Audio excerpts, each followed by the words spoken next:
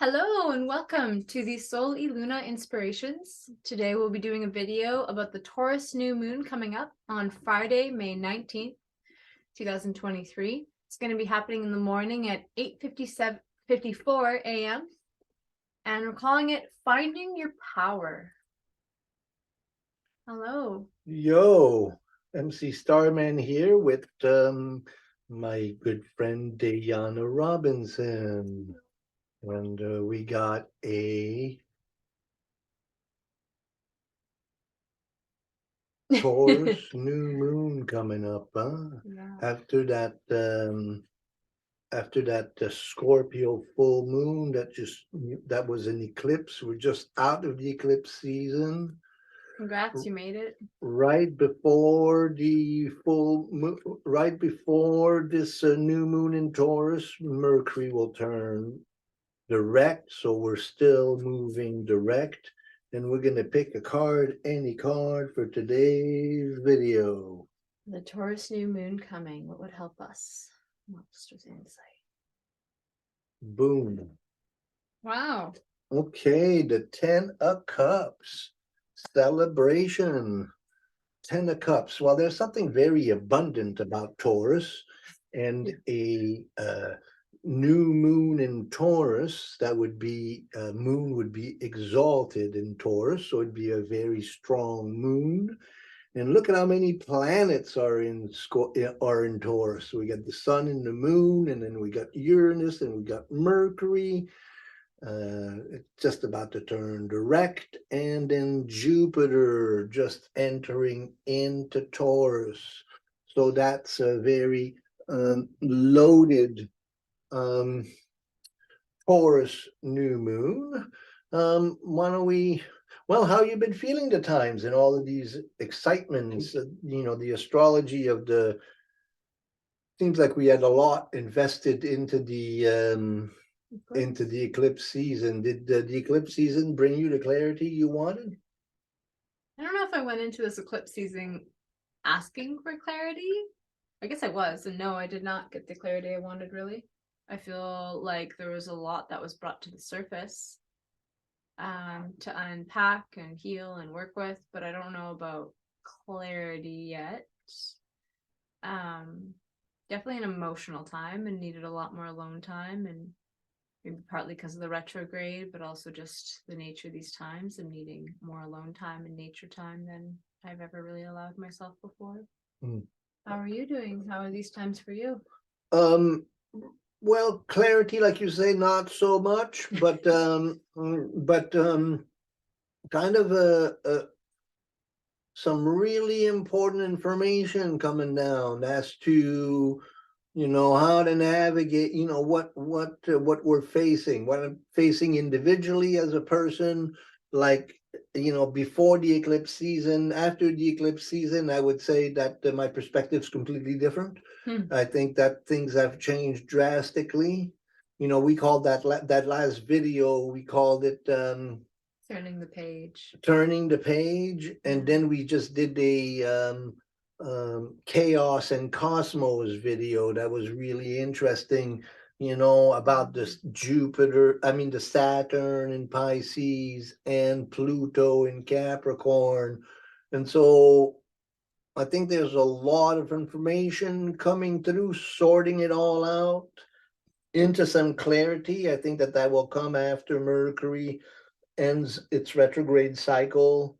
I'm really invested in a few different alignments. That will be the Mercury-Uranus conjunction. I think will bring a lot of insight. And then what we're going through and what we're going to be talking a lot, and we started talking about it, that is the Jupiter, Mars, Pluto T-square. And so we'll talk a lot about that, but let's look at the chart first. Yeah. First things first, we got a new moon before that. Okay, so here it is. So really clear chart. Now you see a bowl shape. You see the bowl? Yeah, like upside down. The upside down cup, so that's very receptive So then we have one corner of the cup, we have the sun and the moon. And the sun and the moon in Taurus trine and sextile the Mars Pluto opposition. So you see the Mars Pluto opposition, it's almost exact at the time of the new moon. It's exact a few days after. And so then that Mars Pluto opposition in sextile in trine. So this new moon really is affected by that Mars Pluto, and we should do just talk about that and how this summer we're going to be experiencing well, this spring and summer we're going to be experiencing Mercury, Venus, Sun, and Mars all in opposition to Pluto, all in square to Jupiter. So that's going to be quite telling. And so then we get the first planet, Mars, in opposition to Pluto, and it's angling with the sun and the moon. So then we have, Mars, the warrior, Pluto, ancestral rage, the power of death and rebirth, the treasure, hard to find. Pluto means riches, so it's really fertile ground for transformation. And then it goes to Neptune, and it forms that cup that we're talking about with the Neptune Pluto. That's something that's been brewing in my planning of videos, is the Neptune Pluto sextile, and how long that has been together. And that's also forming with the sun and the moon, a blue triangle there, two sextile and a trine. And so this time of transformation is about redefining our spirituality. Neptune in Pisces and then 10th house there. What we talked about in terms of the quest for meaning. And so then that theme that we've been discussing really quite poignant together. And then in the middle of all of that, there's that Mercury-Jupiter conjunction, T square Mars, T square Pluto, forming a T square. And on the 21st of May, Jupiter's at 0° Taurus, Mars at 0° Leo, and Pluto's at 0° Aquarius. So that's going to be quite active. So we talked about the Sun, Moon in Taurus trine and sextile, the Mars Pluto opposition, and we looked at the power of the will. It's like we've been kind of going through a whole lot of information and a lot of challenges, and now we're finding that we have to put our will, we have to decide what is best for you, what it is that we want. I think that Mars, Pluto, Jupiter, Mercury, this particular new moon is going to bring the clarity, but also the needed action in giving form, Taurus, to Mars in Leo, and that Pluto in Aquarius, so does that make sense to you? Yeah, I like that. Taurus, to me, when I think of especially like Mercury and Taurus, or just Taurus in general, there's a lot of ability to do action, but it's very methodical and step by step. And so when there's instructions from Taurus or the Taurus archetype, there tends to be this yeah, we're going to build a house. So first we're going to do this, make sure the foundation, then we're going to do this, we're going to look for these things. It's very practical and step by step and easy to follow, and doesn't usually get too lost in the frills of things. And Mm-hmm. so that gives me a lot of hope for this new moon, is feeling like there will be maybe more insights on how to make transformation from Pluto, using your will to transform in like a step-by-step way and a practical, grounded way that could really help us expand. With that Jupiter coming into Taurus, it'll be a very different flavor soon. Jupiter's been in Aries for quite a long time now. How long? A year and a bit? No, just under a year. It went back into Pisces for a little bit, Right. and then it's shooting through Aries, you know, in a few short months, really. But still, it's been there for a while. Let's look at the chart again and then talk about that bowl shape, you know, because we have this beautiful card, the Ten of Cups, which is abundant, you know, It's and a that cup. that cup is very abundant energetically.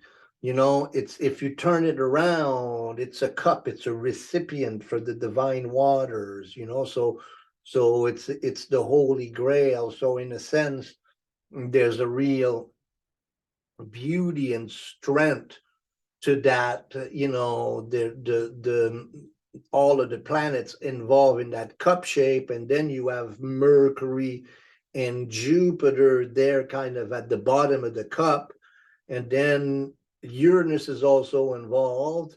So that really you have 1, 2, 3, 4, 5, 6, 7, 8 planets all informed in that bowl shape. Only Venus and Saturn and Chiron are not involved in that.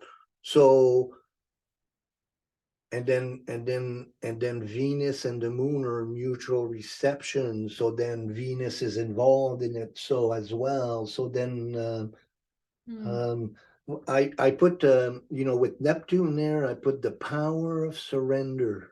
You know, Like because there's the power of the will, but there's also the power of surrender.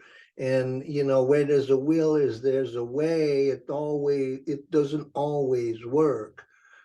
And sometimes we have to align, or a lot of the time we have to align our will with the surrender to the divine energy. And then the Mercury direct Jupiter conjunction in Taurus, T square Mars Pluto opposition, expressing leadership in a time of crisis, you know. I feel that that's really important, that we just walk our talk and be good example in the insanity that's going on. Yeah, I agree. It's interesting too, the opposite here. Like when I look at so much happening, I often am called to look at the other side, because in this duality, there's often a bit of the other in it. Mm-hmm. And so the missing link in all this, or the opposite calling that's kind of left out, is Scorpio here. Well, if you have any planets in Scorpio, I have Neptune at 4 degrees Scorpio, Oh, so so that's this is hitting forming it. a grand cross Wow. with that. So then you're entirely right. When you have a bowl shape, usually the focal point of that bowl shape is, you know, that other fixed signs, right? We have 3 planets in fixed sign. We have a T square in fixed signs. So anything that you have in Scorpio will really become the focal point of all that energy. So that's interesting, isn't it? Very. It's also how we merge. When you're saying allow for release, I think of like, how do we merge with spirit? That bit by bit. Right, right. Yeah, stop share. Yeah. So how does that feel then to you? This new moon. A little nerve-wracking. I have a lot in Scorpio. You So I have. feel like everything's gonna be triggering it, but I'm gonna Mm-hmm. live. Well, you, with all those 5 planets in Taurus, then all of your planets in Scorpio are being triggered by that, huh? Yeah. And how's that feeling to you? Like I need to be a lot more alone than I felt like I've needed to be for a while. But that's okay. I think it comes down to Also showing up. I've had to show up for parts of my life a lot more lately. but also, you know, this solitary, you know, this time alone, you know, it's that's, you know, it's what we've been saying about how it's a full-time job just to stay sane. Yeah. We have to put a lot of effort. You know, there's a psychic tension that even though maybe you're not personally in crisis, but there's so much crisis and so much chaos around everybody that in the energy we can't help but being affected. So then to protect ourselves psychically, to do our practices, our smudges, our reading, our writing, our praying, I find myself just humbling myself in my journal every morning, just praying for some support and clarity in all of it. It's quite intense, and I think that although this new, you know, full moon eclipse was really intense, I think that all of this here in that T square, and you can see the T square on Mars, Pluto, Jupiter, Mercury, you know, that's a lot of powerful energy. So I think that this need to resource yourself and to take some time to stay sane so that you can make the best of these energies coming up. Yeah. I love this so much. It really reminds me of like the best of Taurus, where there's like family and children and partnership with like a cottage in the back and then a rainbow in the sky. It's like all things sensual and beautiful, which is Taurus's domain. New Moon in Taurus is a very festive time. It falls right during the long weekend. Oh yeah, this will be the Friday of the long weekend here It'll in be BC. so that will be really a beautiful time of celebration, 4-day weekend.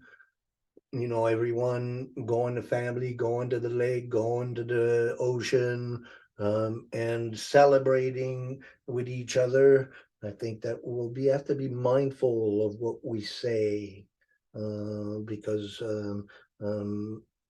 with with Mars and Jupiter and Pluto, they're liable to be conflict.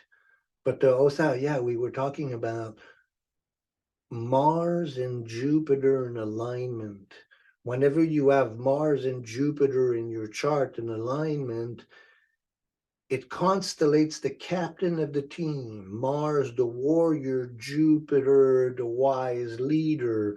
You know, so Mars, Jupiter. So there's a strong leadership component to this energy. And then with Pluto, that great, you know, the power of the great mother, you know, so I think that this is going to be powerful new moon.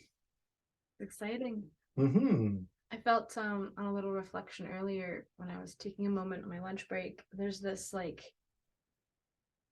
tuning into nature, and below the surface I feel like everything's rumbling, like there's so much change, and yet in my intimate reality at least there's not a whole lot of change, but I see a lot of change in my friends and family too. And I feel like when I tune in, it's like it's really good change, but there's just a lot unearthing, and so there's a lot of like having to almost like, it reminds me of like a child who's gone out to play and you have to brush their hair because it's become all matted because it's just been so excited and frazzled. I feel like this Taurus is needed for grounding into the right directions. But anyways, I don't know if I'm losing myself there. It's just some That's beautiful, beautiful reflection to really take the time. And I was thinking about that, you know, we're pushing so hard. Taurus is about taking your time, you know, yeah. and doing a good job and celebrating what it is that you have, you know.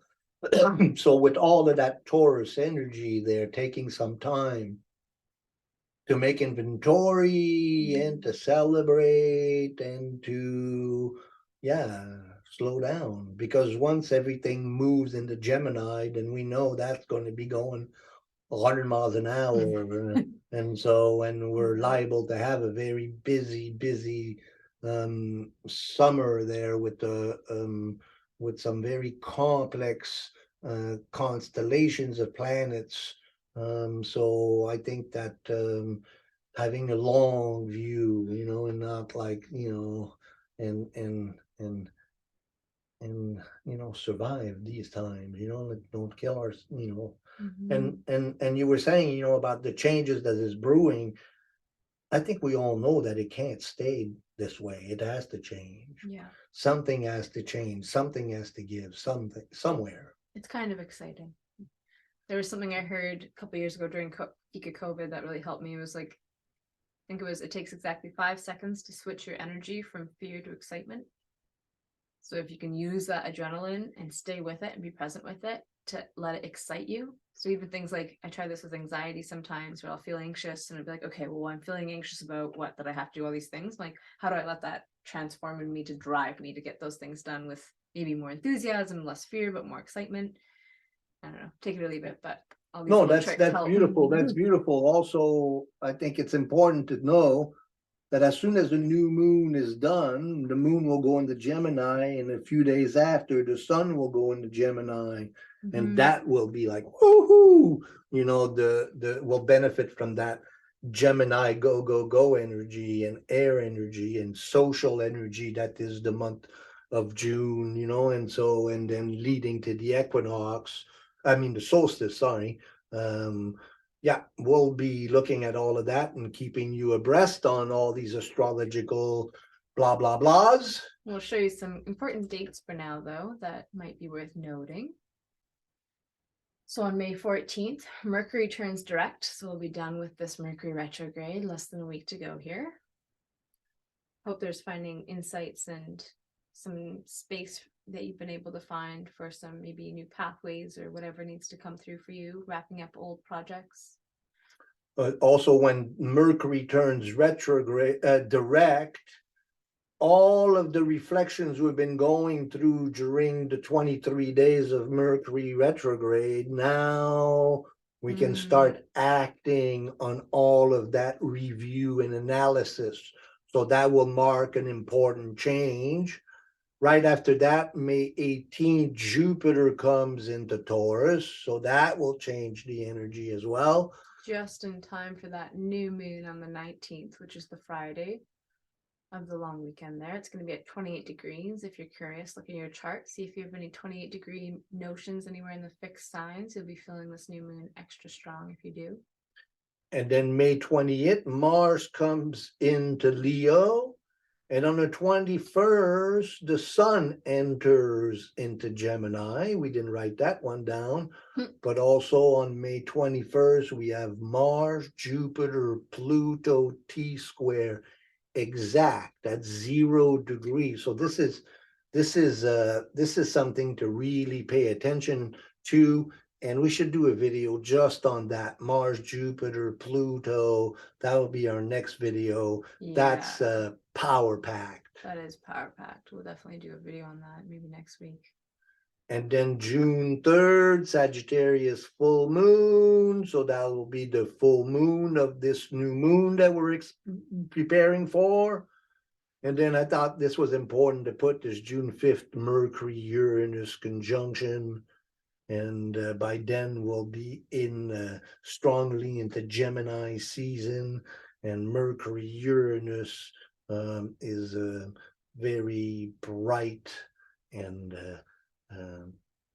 you know, the universal mind and the personal mind connected together, that liable to give us some insight into our direction and maybe even the inspiration we need to solve some of the complex problems in our lives. I like that. Beautiful. Well, just to wrap up, coming back into the body, Taurus and the body. So Taurus in the body rules the throat, the neck, the thyroid, and the lymph system. So in the tissue salts, it's nat sulf or nat sulfuricum. So sodium sulfate.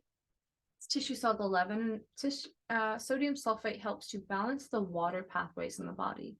So the sulfur component, or the sodium, I should say, component has to do with a lot of the water in the system. And then the sulfate component has to do with elimination and taking out toxins. So Taurus, in the spring, we're waking up and getting back into our bodies. And if we're not moving our bodies, things can become stagnant. And this is where you can see a lot of toxicity or imbalance show up in the body. But if you keep things moving, then this is a really good time to cleanse ourselves of anything, maybe habits or dietary stuff from the winter when we've been indulging in foods that are very rich, can be a little hard on the liver. So this tissue salt sodium sulfate is really good at actually supporting the liver in this means. It's also helpful at supporting the digestive system, muscle and joint pains, gout, and acidity, because it's helping to push these contaminated vesicles, let's call it, out of the system. So water eliminator, it can be a little dehydrating for that reason. So if you're tending to hold on to excess weight, it can help to be a natural way of letting go of excess water fluid in the body. And if you want to do it naturally and not necessarily just take the salt is found in pretty high amounts in lentils, spinach, peppers, paprika, pumpkins, celery, leeks, spring onions, a lot of these beautiful greens. And some herbs that really help the Taurus archetype within our body is sage. So again, this is a drawing herb, and it's also really cooling. Taurus can be on the hot side. If it's overdone. So sage can be really cooling that way. Thyme is another one, helping to move congestion. Plantain, goldenrod, cleavers, really amazing for moving congestion, but especially in pertinence to the lymphatic system. And then black walnut, so helping to expel any unwelcome guests in the gut, digestion, but also in the liver. And again, helps to move anything that may be stagnant. So that beautiful balance between plodding along, but not going too slow with Taurus energy, because Taurus is best when it's moving at a steady pace versus either staying on stagnant or getting pushed too much. Then like the bull, it will just put its heels in. That's beautiful. Thank you for that. Mm-hmm. Oh, let's get back to, yep. So I was, while you were talking about that, I was thinking about how, the myth of Taurus is about finding a balance in ourselves with the passions of the body. Taurus is about being in the body. Yeah. and really integrating the body, and with all of these planets in Taurus, then we feel a lot of tension in our body. And so doing some really bull-like exercise, working in the garden. Today I tilled a whole bed for transplants that are in the greenhouse. So getting the body moving and feeling strong in it, but not controlled by it. It's a big thing for Taurus, not to give in to the appetites of the body so much, and yet to be in the body. And so it's a very interesting paradox that we have to learn to navigate as we look at the Taurus energy. Mm-hmm. I like that, doing bull-like exercises. Even things like hiking can be very bull-like. Your aim is to get to the top. You're just going to trot along. You're going to move your body, and stagnant, like anything stagnant, will get moved in the body. But yeah, it's a beautiful thing. It also reminds me of enjoy your physical senses. So that's things like touch and smell, and the colors of the flowers are coming out. All those things are really, all the five senses are really lovely to the Taurus. One thing actually I noticed from the eclipse was that it was directly opposite my Venus, and I was sitting reflecting, I'm like, wow, this eclipse is not throwing me any whammies. I'm really quite grateful. But I ended up going to this house concert, and I just felt every cell in my body just so alive, and like it was drinking in the music. Like it was really especially loving this live music component. And music is another really wonderful way to enjoy the senses. So Venus is exalted in Taurus. Venus in Taurus is a beautiful singing voice, and so musical talent, and so Taurus and the beauty of creativity. This has been a lot of fun. Thanks for joining us for this deep dive into the Taurus New Moon. Thanks for subscribing to the channel. Thanks for following our work. Reach out if you need some support with Dayana Robinson. I'm Martin Comtois. Whoop, whoop, whoop. Thanks for joining us.